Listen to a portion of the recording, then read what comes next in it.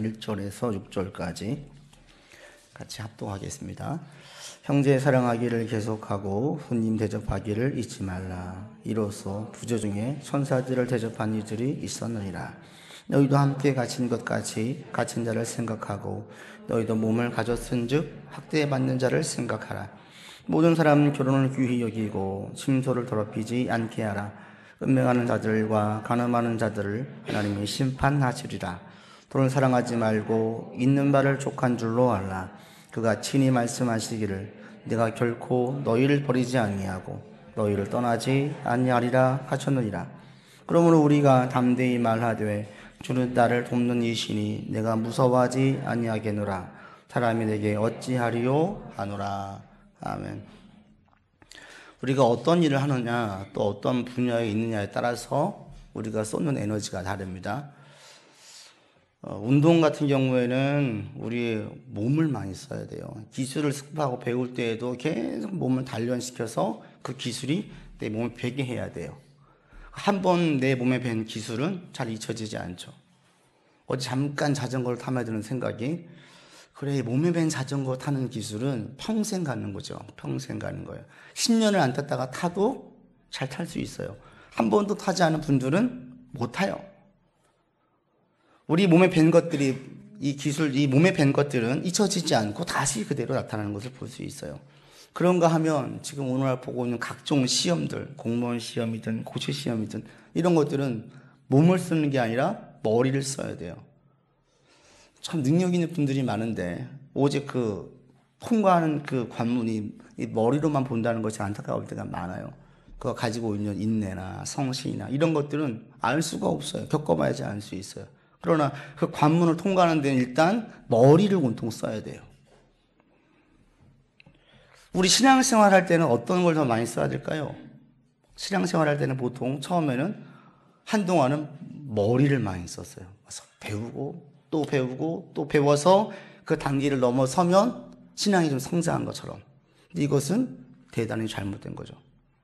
신앙은 몸과 머리를 같이 써야만 되는 그러한 관계. 왜? 신앙은 삶이기 때문에. 그냥 이론이 아니에요. 시험만 통과하면 되는 게 아니라 삶을 살아내야 되는 거예요. 그러니까 이것은 이론과 함께 실천을 같이 겸비해야만 하는 거예요. 같이 가야 되는 거예요. 한쪽에만 치우치면 절대 안 돼요. 제가 이런 현상을 어디서 이런 모습을 누구한테 봤냐면 그 야구선수 류현진에게서 발견했어요. 운동선수는 몸을 쓰는데 탑 클래스에 있는 운동선수들은 몸만 쓰지 않더라고요. 머리를 계속 쓰는 거예요.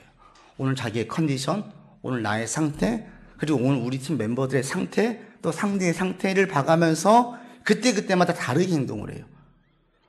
류현진 선수가 야구 그 한 이닝을 마치고 나면 들어가서 계속 수첩을 보고 있어요.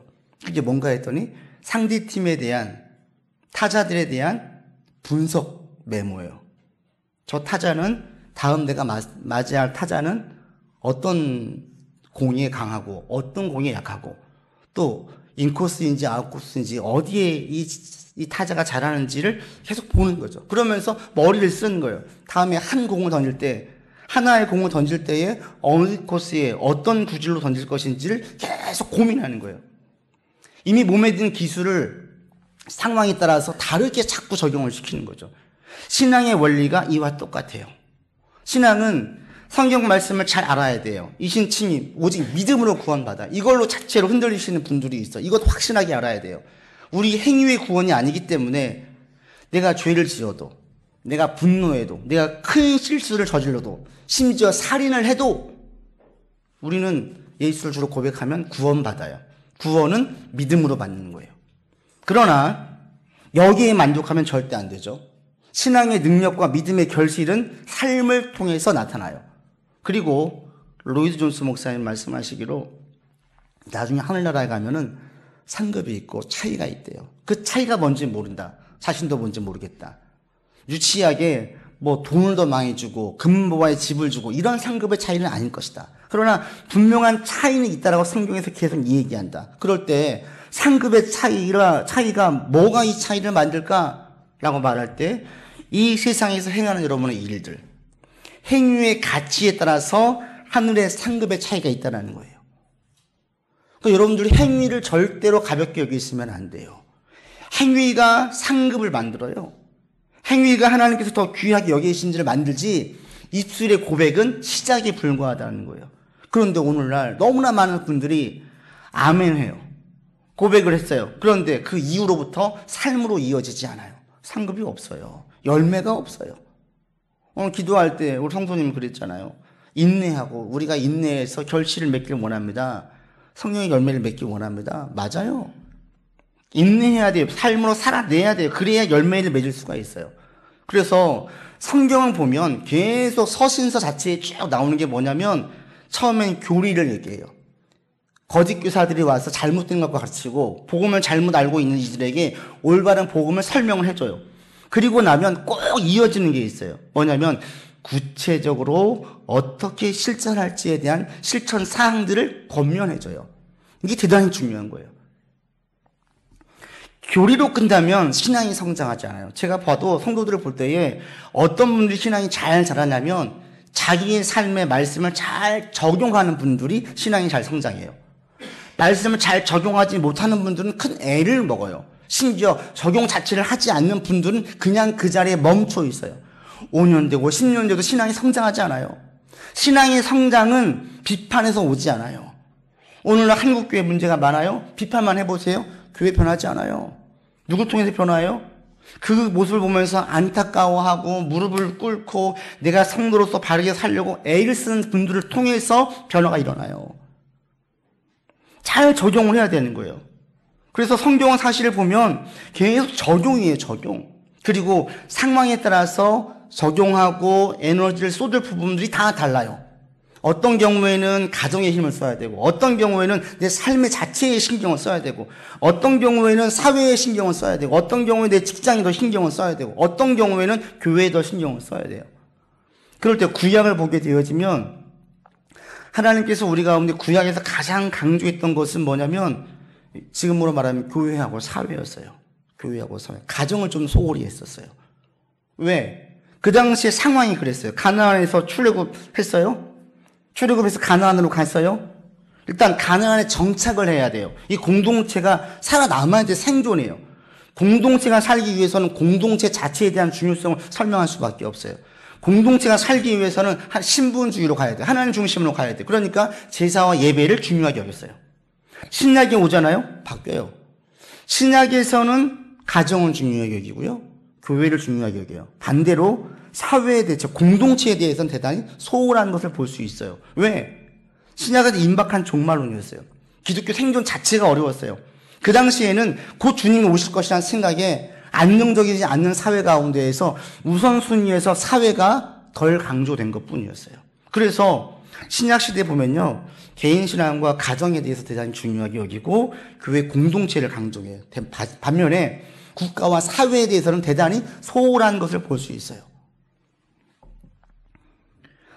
그래서 오늘날 우리 가운데 잘 적용을 해야 돼요. 제가 이 말씀 준비하면서 만약에 사도들이, 이 서신서를 쓴 사도들이 우리나라에 와서 편지를 쓴다면 어떤 편지를 쓸까? 당연히 먼저 교리적인 부분을 쓰겠죠. 그 다음에 적용 부분을 쓸 때, 실천 부분을 할 때 어떤 부분을 강조할까? 교회를 강조할까? 가정을 강조할까? 사회를 강조할까? 여러분 생각에는 만약 사도들이 오늘날 한국교회를 오면 한국 사회, 한국에 와서 성도들에게 서신서를 쓴다면 어느 영역에 더 신경을 써서 중요성을 여기고 편지를 쓸 것 같으세요? 교회일 것 같으세요? 가정일 것 같으세요? 사회일 것 같으세요? 제가 생각을 해봤어요. 가장 첫 번째 떠오르는 것은 교회였어요. 교회에 편지를 쓰겠다. 제 심정이 얼마 전에 이철이 그 국회의원이 했던 말과 똑같아요. 지난 14일 날 그런 얘기를 했잖아요. 서울고법, 서울중앙지법 국정감사에서 이렇게 얘기를 했잖아요. 내가 국회의원으로서 단 하루도 부끄럽지 않은 날이 없었습니다. 라고 고백을 했어요. 이철이 의원이. 이 말이 회자가 됐죠. 그러면서 그 국정감사에 오늘도 부끄럽고 창피합니다. 정치인들이 정치적인 유불리에 따라서 사법권을 비판하고 비호하는 이런 모습을 볼 때 여야 모두 이렇게 쓴소리를 했어요. 그리고 그 다음날 자기는 다음 총선 불출마를 선언했어요. 내년에 총선에 불출마하겠습니다. 해서 이게 막 회자가 됐어요. 오늘날 한국교회를 볼 때 제 심정이 꼭 그래요. 창피해서 목사 못하겠네. 이런 심정이 들 때가 많아요. 그리고 저는 이런 심정을 가진 목사들이, 성도들이 많아지기를 원해요. 창피해서 교회 성도 못하겠네. 이런 분들이 많아지기를 원해요. 왜? 그만큼 지금 한국교회에 많은 문제가 있기 때문에. 그래서 제일 첫 번째, 사도가 오면 교회에 먼저 쓴소리 엄청 하겠다. 교회에 대해서. 생각을 했어요. 또 가만히 생각해 보니까 가정도 문제가 너무 많은 거예요. 우리나라가 세계 이혼율 1위, 자살률 1위예요. 이건 뭘 얘기해요? 지금 가정이 다 무너지고 있다는 거예요. 자살은요, 가정만 건강하면 절대 안 죽는데요, 보통. 가족만 화목한 가운데 자라나면 그 정신과 의사들이 이야기할 때 한 명만 나를 무조건적으로 사랑해주면 자살 안 한대요. 그때 어느 그 연예인이 그랬잖아요. 자살하려고 한강 딱 갔는데 기가 막히게 그때 아버지가 전화 와가지고 한마디 했대잖아요. 그때 막 이혼하고 사회적으로 계속 막 이슈 될 때 아들아 잘 지내냐? 이 한마디에 자살을 포기했대요. 한국 사회가 이렇게 지금 무너져 있다는 거예요. 그리고 지금 교회마다 위기가 교회 학교가 없어요. 부모들은 교회를 나오는데 그 부모의 자녀들은 교회를 안 나와요. 청년이 없어요. 교회 중고등부가 없어요. 교회 학교 초등학생 아이들이 없어요, 교회에. 초등학교 저학년 때까지는 따라오는데 중학생만 올라가도 교회를 안 가요. 학원 가고 친구들과 만나고. 또 이것을 부모가 별로 신경을 안 써요. 뭐예요? 집안에 어른이 없어서 이 말이 안 통하는 거예요.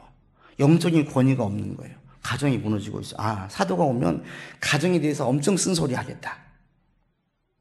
남편들에게 거룩한 손을 들어서 기도하라고 했는데 남편들이 기도합니까? 아내들이 자녀를 양육시킬 때에 그냥 무조건 인류대학 가려고만 양육시키고 있지는 않습니까? 하나님의 자녀로 키우고 있습니까? 이렇게 하지 않을까 생각을 했어요. 그리고 또 가만히 생각해 보니까 한국 사회를 보세요. 사회에 대해서 또 쓴소리 하겠구나 생각이 드는 거예요. 이 나라의 한국교회에 기독교인이 얼마나 많은데 이 부정과 불의가 여전히 판을 치고 있고 일상에서 성도들이 소금과 빛의 역할을 전혀 하지 못하는 모습들. 70년대까지는요. 기독교인들이 얼마 안 됐어요. 그런데 그 당시에 사회에 미쳐지는 기독교인의 영향력은 엄청났어요. 그 당시에는 교회가 시대의 양심이었고 그 당시 가요에도 교회 종소리 같은 게 나와요. 그때의 이미지는 대단히 긍정적이고 좋은 의미였어요. 공의와 정의를 외칠 때 마지막 보호처, 피난처는 교회였었어요. 성당이었었어요. 근데 지금은 교회에 대해서 막 쓴소리를 해대요. 왜? 교회가 사회에서 할 일을 못하는 거예요.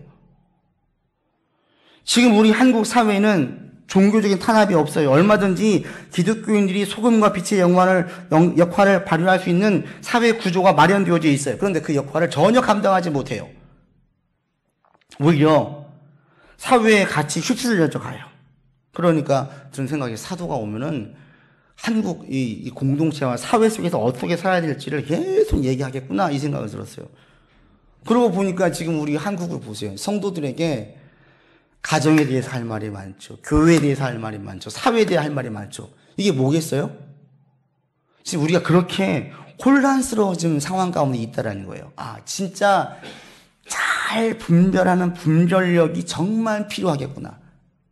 신앙은 류현진이 한 공을 어떻게 던질지 계속 고민하는 것처럼 상대에 따라서 우리로 말하면 믿음 생활을 상황에 따라서 누굴 만나느냐에 따라서 무슨 일을 하느냐에 따라서 우리에게 좋은 어떤 롤 모델이 잘 제시되어지지 않기 때문에 내가 만들어 가야 되겠구나. 이게 지금 우리 한국 사회예요. 건강한 가정의 롤 모델이 어디예요? 그걸 내가 만들어 가야 되는 거예요. 건강한 교회가 어디예요? 그걸 우리가 만들어 가는 거예요. 건강한 성도가 누구예요? 그걸 내가 만들어 가야 되는 거예요. 한국 사회가 위해서 내가 할 일이 뭐예요? 그걸 내가 만들어 가야 되는 거예요. 좋은 큰 줄기 흐름 가운데 보고 따라가면 되는 그냥 편승해서 함께 힘을 내는 그런 게 잘 눈에 보이지가 않아요. 진짜 문제가 많구나. 그 말은 어떤 것이 옳은지를 정말 잘 분별해야 되겠구나.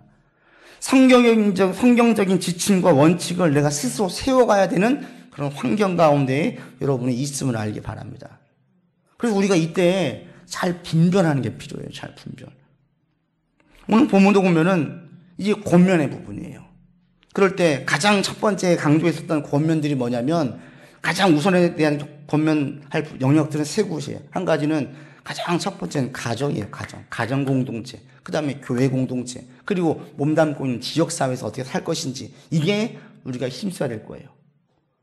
그럴 때 오늘 본문에 이런 것들을 염두에 두고 여러분들은 본문을 보길 바랍니다. 본문은 권면이에요. 교리에 대한 얘기 설명을 쭉 하다가 13장에 와서 권면하고 있어요. 그럴 때 1절에서 6절까지의 내용들을 보면 무엇에 대한 권면이냐면 교회 생활에 대한 권면과 가정 생활에 대한 권면이에요. 1절에서 3절까지는 교회 생활에 대한 권면을 얘기하고 있고요. 4절과 5절은 사실 가정 생활에 대한 권면을 하고 있어요. 그래서 오늘은 이 교회 생활에 대한 권면을 제가 좀 드리면서 여러분 이 본문을 보면서 어떤 교회가 건강한 교회이고 그리고 여러분들이 이 성경적인 말씀에 근거해서 한국 교회를 한번 분별해서 보세요. 대다수의 교회가 그러니까 이렇게 봐야 되는 것인지 성경에서 이게 원칙인데 뭐라고 얘기하고 있는지 여러분 보시기 바랍니다. 교회 권면할 때 건강한 교회, 건강한 성도들에게는 가장 첫 번째 1절에서 이렇게 얘기하죠.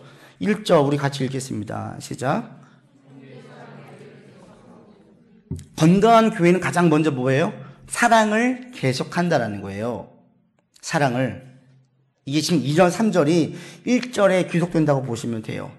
사랑을 계속하는데 이 형제라는 것은 성도의 총칭이에요. 그러니까 교회 안에서 가장 먼저 할 게 뭐냐면 사랑이라는 거예요. 그리고 이 사랑은 계속해야 된다. 누구한테? 모든 성도들에게. 그리고 2절, 3절은 그 사랑을 구체적으로 어떻게 할지를 얘기하고 있어요. 그럴 때 2절 보십시오. 같이 읽겠습니다. 손님 대접하기를 잊지 말라. 이로써 부재 중에 선사들을 대접한 이들이 있었느니라. 사랑이 제일 첫 번째 누구를 사랑해야 되냐면 손님을 사랑하래요. 손님을. 이 손님이 누구예요? 이 손님은 단순히 외부의 낯선 자가 아니에요. 이 손님은 사실 누구냐면 지금으로 말하면 목사예요. 선교사예요. 말씀 전하는 자들이에요. 왜? 이 당시에 손님은 누구였냐면 대부분이 외부에서 오는 성도들을 지금 이 손님은 교회 공동체의 식구를 말하는데 외부 다 지역에서 오는 사람들을 말해요. 타 지역에서 오는 성도들은 주로 어떤 사람들이었냐면 순회 전도자들이었어요. 그들이 다니면서 복음을 전했어요. 왜? 그 당시에 지역사회는 그 당시에 교회들은 안정적인 교회가 없었어요. 자립한 교회가 적었어요. 성도들이 주로 모여서 가정에서 예배를 드렸어요. 목회자도 부족하다 보니까 한 사람이 여러 지역을 맡으면서 돌아다니면서 전했어요. 그러면서 성경 자체가 어디가 있어요? 우리가 지금 보고 있는 성경이 어디가 있어요? 와서 누군가가 구약을 풀어주고 얘기를 해야 되는 거죠. 신약도 없었잖아요. 구약의 근거에서 예수님이 왜 성경에서 어디서 예언하고 있는지 그리고 예수님 믿는 것이 무엇인지를 설명해야 되는 교사가 필요했어요. 그 당시에 근데 유급으로 줄 수 있는 자가 없으니까 무급으로 다니는 거예요. 무급으로 이 지역에 갔다가 그 다음에 또 다른 지역에 갔다가 이런 사람들 순회 전도자들이 그 당시에 많았어요. 그럴 때 그들이 오면 그들을 잘 모셔라 이거예요. 그들을 잘 모셔라. 이 손님 대접이. 사랑을 이야기할 때 교회 공동체에서 첫 번째 뭘 얘기하냐면 오늘로 말하면 우리로 말하면 좀 낯간지럽지만 목사를 잘 섬겨라 이거예요. 이게 저를 잘 섬겨주세요. 이게 어떤 의미일까? 왜 목사를 잘 섬기라고 얘기해요? 이걸 여러분 보셔야 돼요. 목사를 귀히 여겨라. 극식인 대접하라. 이 얘기는 왜 그러냐면 그가 하는 일을 대단히 귀히 여기기 때문에 그를 잘 섬기라는 거예요. 예전에는 맞벌이가 아니었어요. 외벌이였죠. 주로 남자가 일을 했어요. 돈을 벌어왔어요. 가끔 드라마도 보면 그 당시에 나오는 것 중에 한 가지가 돈 봉투 얘기를 해요. 그 당시 월급 봉투에 넣어서 가지고 와서 탁 내밀 때 그때 어깨에 힘이 들어갔다. 이런 얘기가 종종 있잖아요. 지금 통장에 들어오니까 힘줄 것도 없고 그냥 어떻게 나가는지도 몰라요. 그럴 때에 남편들이 가정을 소홀히 해도 어느 아내들도 바가지를 긁지 않았어요. 왜? 너무 먹고 살기 힘드니까 돈 벌어 와서 자식 키우고 가정 세우는 것 자체가 너무 귀해서 그냥 감사했어요. 남편이 하는 일을 대단히 귀한 일, 가치 있는 일로 여기니까 남편이 늦게 오면 그 밥을 이불에 넣어가지고 올 때까지 데펴놓고 새밥 해서 내놓고 늦게 와도 뭐라고 하지 않고 절대 바가지 긁지 않고 주말에 일하러 가도 아이고 우리 남편 수고한다 그러지 가정과 함께 있어야지 왜 따지지를 않았어요.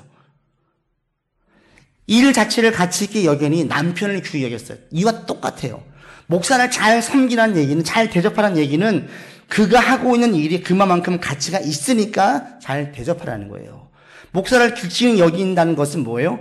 그분이 하고 있는 일이 그만큼 큰 일이라는 거예요. 큰 일, 귀한 일. 그러니까 그들을 귀히 여기라고 얘기하고 있어요. 건강한 교회들 보면요, 사역자들을 잘 섬겨요, 실제로. 건강하지 않은 교회를 보잖아요. 목사를 조금 우습게 알아요. 그리고 여기서는 사역자는 단순히 목사만을 말하지 않아요. 모든 말씀 전환자들을 말해요. 목사, 선교사, 전도자, 1:1 지도자, 아이를 가르치는 교회학교 교사, 이런 분들을 귀히 여기라는 거예요. 건강한 교회들은 이런 부분들을 신경을 써요. 물론 모든 봉사, 모든 사역이 다 귀하죠. 그러나 여러분 학교 보세요. 학교에서 급식 교사들 정말 귀해요. 그렇지만 그들이 아무리 귀해도 교사보다 귀하게 봅니까? 아니에요. 학교의 제일 목적은 아이를 가르치는 거예요. 다른 것들이 살찌우지만 그게 가장 중요해요. 똑같이 교회에서도 말씀으로 영적인 말씀을 먹이고 말씀 자체를 가장 귀히 여겨야 된다면 이쪽의 역할들을 가장 귀히 여길 수밖에 없어요. 그럴 때에 이것들을 가장 올바르게 분별할 수 있는 그 목사와 사역자들 자체를 귀히 여기라는 거예요. 그래서 한국교회도 이 관점에서 보세요. 교회가 건강할 때는요, 이전에 보면요, 목사들 정말 귀히 여겼어요. 너무 극진히 여겨가지고 눈살이 찌푸려지는 젊은 사람이 있을 수도 있었지만, 예전에는 목사를 대접할 때 거의 그냥 하나님 다음처럼 여겼어요. 귀한 분으로. 저도 대신방을 다닐 때 그런 경험 몇 번 있어서 얼마나 황송했는지 몰라요. 80 넘으신 권사님 가면 막 살갑게 대하시면서, 아이고 우리 목사님, 아이고 우리 목사님. 기억나는 권사님이 있어요. 그분이 오시면 자기가 제일 좋아하는 음식을 준비해놔요. 그래서 전날 요리를 해가지고 가져오신 거예요. 그래서 자꾸 먹으면 이것도 드셔보셔, 이것도 드셔보셔, 막 이래요. 제가 뭐라고? 왜 저를 귀히 여겼겠어요? 당신이 하고 있는 일이 정말 귀한 일이기 때문에 귀하게 여기던 거예요. 만약에 목사가 성경을 가르치는 것을 단순히 고전 가르치는 걸로만 얘기하고 상담에서 권면해 주는 것은 단순히 어떤 정신과 의사들이 상담해 주는 정도로만 본다면 귀하게 여기지 않아요. 근데 목사가 얘기하는 것은 이것을 하나님의 음성으로 들을 때, 이건 지금 목사가 대원에서 하나님의 말씀을 풀어주고 있어요. 이건 세상에서 들을 수 없는 얘기예요. 이 성경책은 생명책이에요. 나를 살리는 거예요. 이 확신을 가지고 들으면 귀히 여기지 않을 수가 없죠. 상담을 할 때에도 저 상담은 지금 영혼을 살리는 거예요. 근원적인 문제를 해결해 주는 거예요. 이렇게 보면 귀히 여기지 않겠어요? 특별하게 봐지죠. 특별하게. 좀 뻔뻔하지만 목사들을 귀히 여기는 게 제가 생각을 해봤어요. 이걸 설교를 해야 되나 말아야 되나. 근데 이것이 여러분들을 가르치는 관점에서는 꼭 필요하겠다 생각이 들었어요. 예전에 어르신들은, 예전에 신앙생활 했던 분들은 사역자들 귀히 여기는 게 많았어요. 갈수록 이게 적어요. 젊은 사람들은 좀 우습게도 알아요. 이게 한국 교회가 지금 병들고 안 좋아지고 있다는 좋은 가장 큰 사인이라는 걸 여러분 아셔야 돼요. 1차적인 책임은 사역자한테 있어요. 왜? 사역자에 대한 불신이 커졌어요. 했더니 사역자가 문제가 많아요. 실제로 많아요. 제가 창피해 죽을 때가 많아요. 그러나 또 한편에서는 성도들 자체도 목사를 그냥 하나의 직급이나 어떤 일을 하는 사람처럼 보는 경향이 있어요. 그러면서 나타나는 현상이 뭔지 아세요? 요즘 들어서 교회에 다니는 목사들이 사임하는 경우가 많아요. 이건 대단히 슬픈 일이에요. 슬픈 일. 전체를 볼 때. 제가 속해 있는 노예와 시차를 봐도 이런 교회들이 꽤 있어요. 담임 청빙 왔어요? 몇 년 안 됐어요? 나가래요. 제가 잘 아는 좀 중용 교회가 있어요. 그 교회에 처음 세우신 목사님은 워낙 목회를 잘했어요. 교회에 크게 부흥시켰어요. 그 지역에 상당히 많은 힘 있는 사람들 교회에 왔었어요. 그리고 이분이 은퇴하시고 이대 목사님이 왔어요. 그 이대 목사님, 그 교회에서 잘 자란 좋은 청년, 신학하고 세상에서 좀 유능하다 생각한 사람을 그분을 청빙했어요. 근데 문제가 생겼어요. 장로님들이 그를 볼 때에 목사처럼 보지 않는 거예요. 어릴 때부터 봤던 목사님이니까 조금 편하게 대하고 자꾸 자기 얘기가 커지는 거예요, 장로님들이. 결국 이분이 견디지 못하고 나갔어요. 3대 목사님이 왔어요. 이분은 미국 유학파를 모셨어요. 이분은 근데 조금 오버하는 경향이 있었어요. 그래서 자기 아내 생일날 식당에서 장미꽃을 준비해서 교인들 많은데 아내한테 축하해주고 노래를 불러주면서 장미꽃을 전해줬어요. 이걸 본 몇몇 어른 성도들은 고지식한 이 가부장적이거나 이 젊은치 않은 분들 볼 때 좋게 보는 게 아니라 뒤에서 이상한 소리 뭐라고 좀 불편한 말을 했어요. 누구는 와이프 없나? 누구는 와이프 생일 모르나? 생생된다 이거예요. 제가 보기에 조금 오버한 경향이 있다 생각했는데 이렇게 이것이 발단이 되어가지고 쫓아냈어요. 4대 목사님이 왔어요. 여러분, 이 교회가 건강한 교회겠어요? 이 교회에서 성도들이 이 목사의 말을 들을 때에 하나님의 말씀처럼 들리겠어요? 안 들려요. 장로들은 어떻게 했어요? 말씀을 하나님의 음성을 겸손히 받겠어요? 아니요. 팔짱 끼고 듣겠죠. 어디 잘하나 보자. 그리고 난 다음에 마음에 안 들면 자르는 거예요. 내가 저 사람을 죽이고 살 수 있다라는 그 힘을 가지고 있다라고 느끼는 순간 하나님의 음성으로 안 들려요. 목사가 쫓겨나는 것들을 자꾸 보는 성도들은 저 목사도 언제 나갈지 모르는데 절대 그 음성, 말씀을, 설교를 하나님의 말씀으로 안 들어요. 그러면 이게 전체적으로 성도한테 좋은 영향이 가겠습니까? 절대 안 가죠. 결국 이것이 한국교회 전체를 병들게 하고 있어요. 어떤 하나님의 말씀을 자꾸 안 들으려고 해요. 진짜 신학적인 문제가 있거나 진짜 도덕적으로 큰 문제가 있다면 당연히 심각하게 고민을 해봐야 되겠죠. 심각하게. 그러나 할 수 있으면 우리 교회 리더로 세웠을 때에는 어떻게든지 허물이 없는 인간은 없으니까 막 성질을 잘 내준 목사님이든 또는 한쪽만 편애하는 목사님이든 어떤 목사님들은 신학적으로 문제가 없다면 어떻게든지 끌어안으려고 성도들이 해야 되는데 안 그래요. 그냥 내치는 거예요. 한번 내친 교회는요, 새로 오잖아요. 계속 내쳐요. 그런 교회들이 엄청 많아요. 근데 그것 자체가 성도들에게 매우 안 좋은 영향을 줬어요. 어떤 영향인지 아세요? 이것을 하나님의 특별한 말씀으로 보지 않아요. 목사가 대언한 그 선포의 말씀을 하나님의 음성으로 듣지 않아요. 전 여러분, 제가 강단에서 설교할 때 여러분 저의 음성, 소리를, 이 설교를 인간의 소리로 듣지 않기를 바랍니다.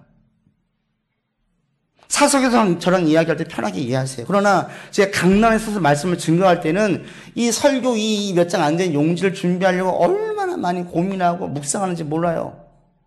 잠잘 때 끌어안고 자요. 그냥 계속 생각하면서 자요. 그리고 여기에서는 절대 제가 사적인 얘기를 하지 않으려고 애를 써요.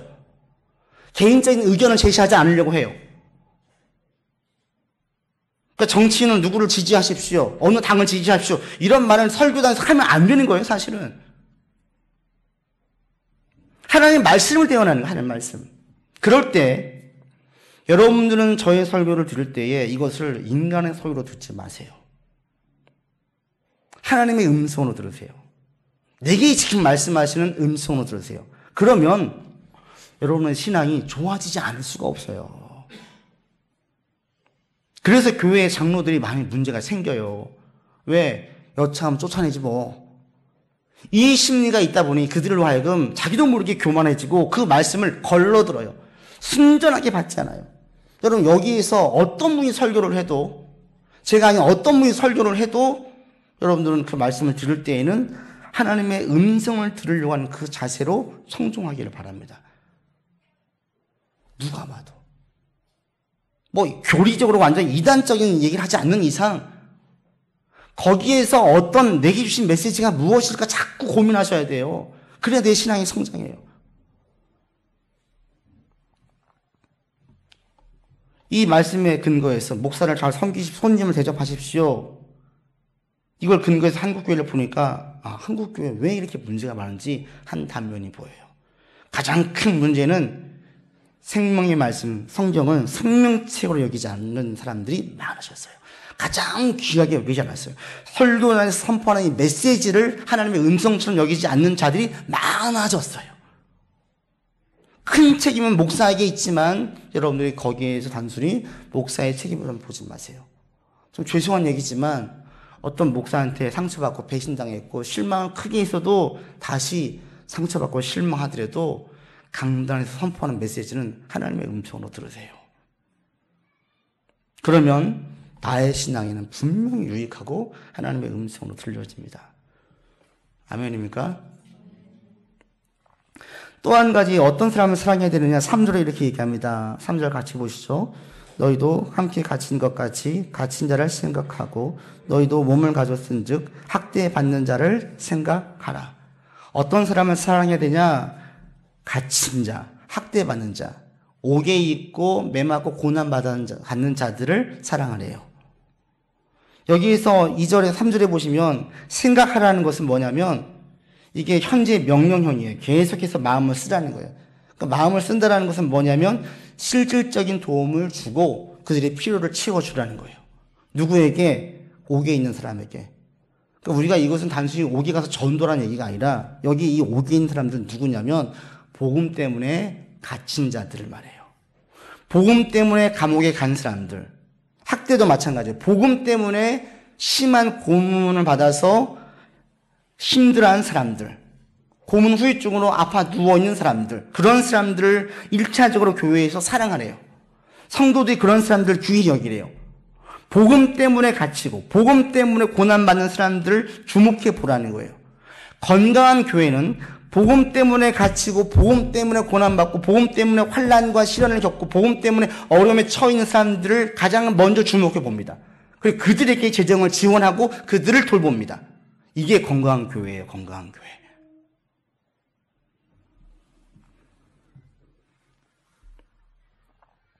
왜 그러면 이들을 돌보는 것이 이 건강한 교회인가? 똑같아요. 그들이 왜 감옥에 들어갔어요? 그들이 왜 매를 맞아가지고 쩔뚝거리고 피를 흘리고 누워있어요? 복음 때문에 있어요. 복음. 그런 사람들 있는 그 감옥에 가서 그들을 만나보세요. 그의 필요를 물으세요.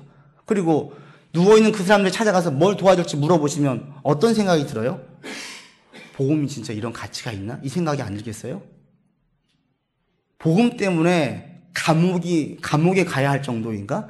그 정도로 이 복음과 믿음이 가치가 있는 것인가? 이 질문이 자연스럽게 들지 않겠습니까? 복음을 고수하는 게 뭔데 예수를 부인하지 못해가지고 핍박받고 고난받고 심한 매질을 통해가지고 끙끙 앓고 누워 있어야 되지? 이런 질문이 자연스럽게 들어요. 그러면서 어떤 생각이 들겠어요? 복음이 고난보다 귀하구나. 복음이 직장에서 쫓겨나서 감옥에 갈 정도로 귀한 거구나. 이건 고수해야 되는 거구나. 이 생각이 안 들겠습니까? 이거요, 이거.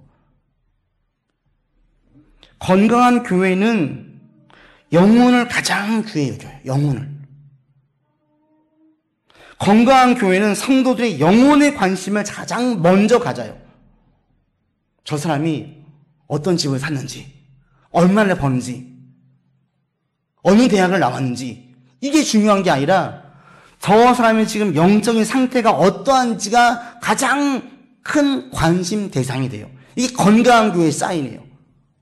건강한 교회는 그래서 성도들이 예배 안 나오면 친한 누군가가 얘기를 하는 거죠. 사랑으로 하니까. 요즘 왜 교회 안 보여? 아, 왜 수요일에 잘 나와도 요즘 왜 안 나와? 왜 철회에 안 나오지? 새벽 예배 잘 나왔었잖아. 왜 안 나오는 거야? 근데 이 한마디가 불편하게 만들어요. 신앙생활이 완전히 올라가기 전까지는 자꾸 갈등을 해요. TV를 틀었어요. 너무나 재미난 드라마를 해요. 예배 시간이 다가와. 이거 어떡해. 예전에 이게 더 심해져. 지금 다운받아서 보면 되니까. 예전에는 더 갈등을 하는 거예요. 볼 수 있는 기회가 없어. 보고는 싶어요. 예배 시간 다가와요. 어떻게 해요? 불편하지만 믿음이 없으면 눌러 앉아봐요. 근데 그 다음 주에 자기 아는 권사님이 대뜸 지난주 왜 안 나왔어? 이러면 불편해요. 그 다음 주 똑같은 시간 드라마를 봐도 누가 의식이 돼요?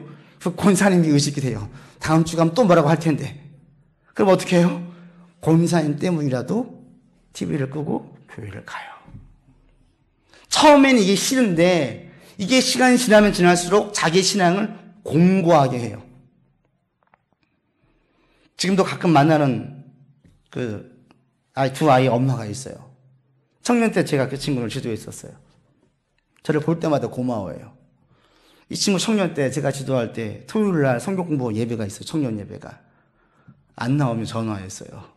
안 받으면 음성 남긴 거예요. 누구야, 어디니? 예배 드려야지. 공부해야지. 나중에 얘기를 하는 거예요. 목사님 전화 오는 게 그렇게 싫어대요. 전화 오면 뜨끔했대요.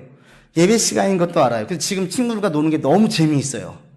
찜찜하지만 그냥 놀았어요. 근데 전화가 오는 거예요. 문자가 와요. 불편해요. 그 시기를 잘 견뎌낸 이 친구가 나중에 저를 볼 때마다 너무 고마워하는 거예요. 목사님, 그때는 진짜 싫었는데 지나고 나니까 너무너무 고마워요. 너무너무 고마워요. 교회 안 보일 때에 그들의 영혼이 관심이 되어지고 영적인 문제에 가장 먼저 관심을 가지는 교회들은 건강한 교회예요.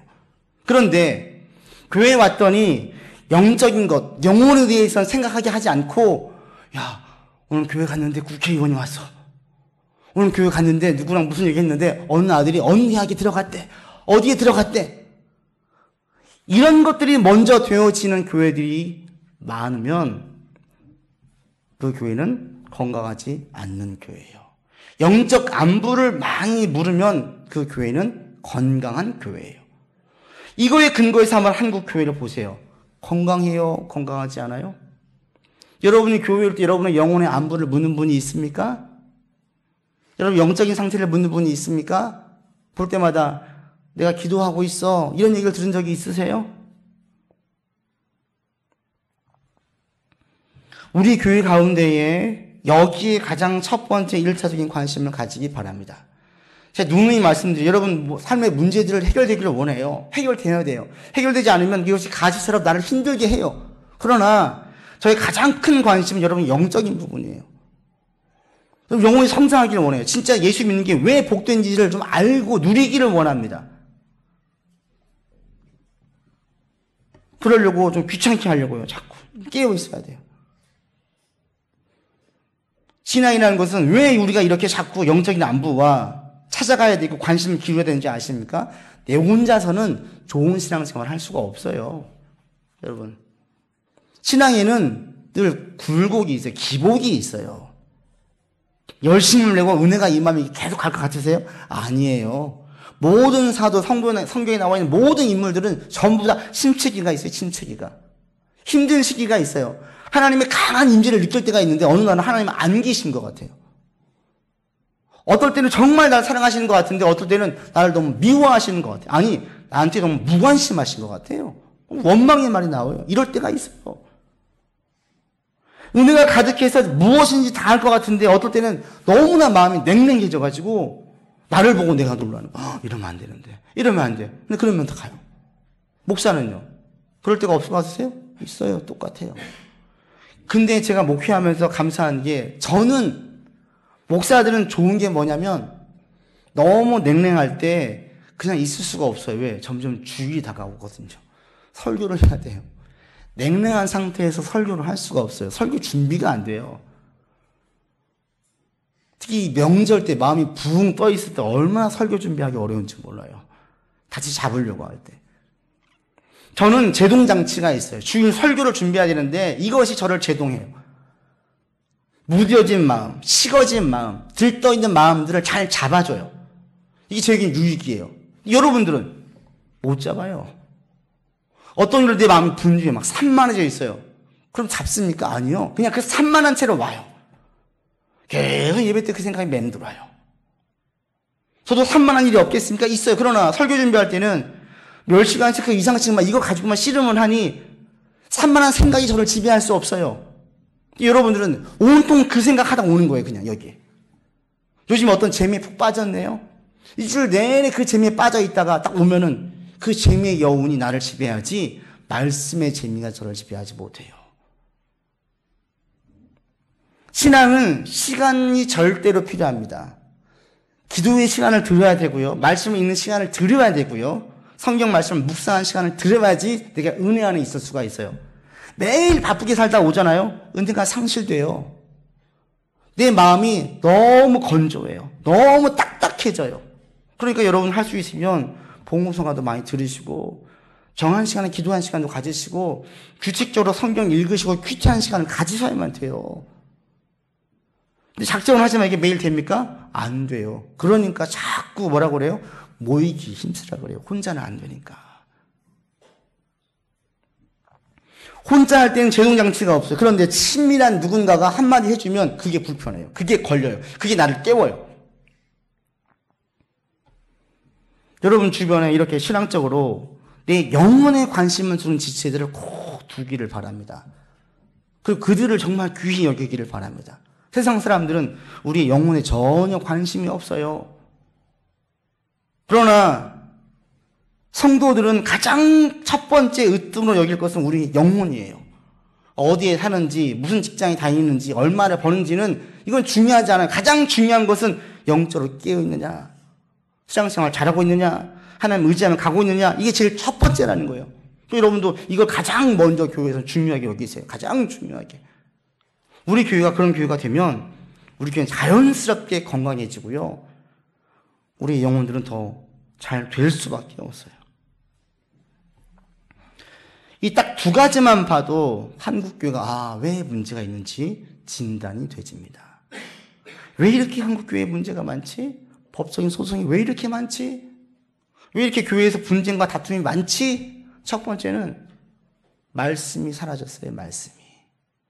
하나님의 음성을 듣는 자들이 사라졌어요. 하나님의 음성을 듣지를 못해요. 또 한 가지는 영혼을 귀히 여기는 사람들이 점점 줄어들고 있어요. 영혼에 대해서 안부를 묻지 않아요. 먹고 사는 것에만 안부를 물어요.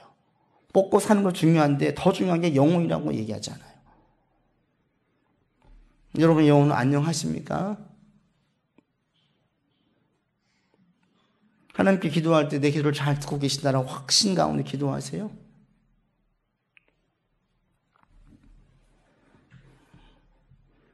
말씀을 맺습니다.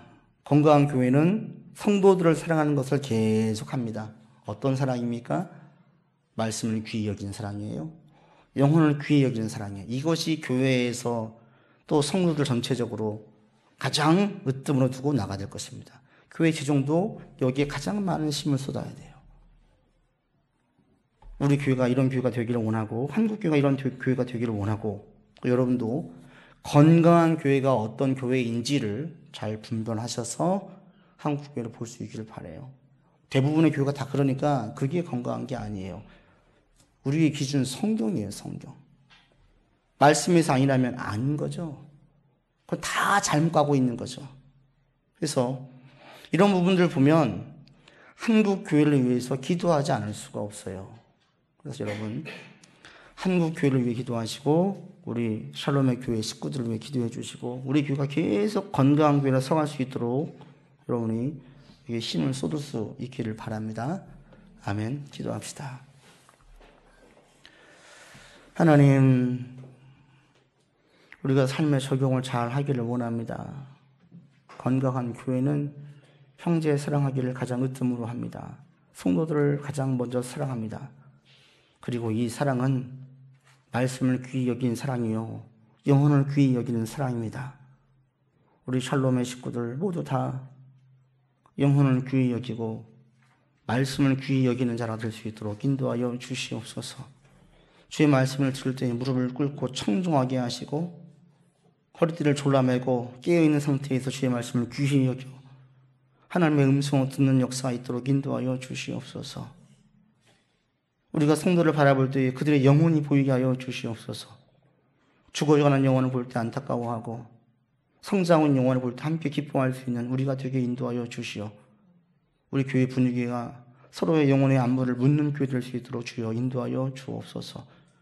하나님, 한국교회를 위하여 기도드립니다. 한국교회가 강단에서 선포되어진 말씀이 하나님의 음성으로 들려지기를 원합니다. 한국교회가 성도들이 서로 영혼의 관심을 가지고 나갈 수 있기를 간절히 원합니다. 하나님, 한국교회를 살려주시고 회복시켜 주시어서 피 묻은 예수의 보혈이 교회에서 가장 중요하게 여겨지는 현상들이 계속적으로 일어날 수 있고 새롭게 일어날 수 있도록 인도하여 주옵소서. 우리 구주 예수 그리스도 이름으로 기도드립니다.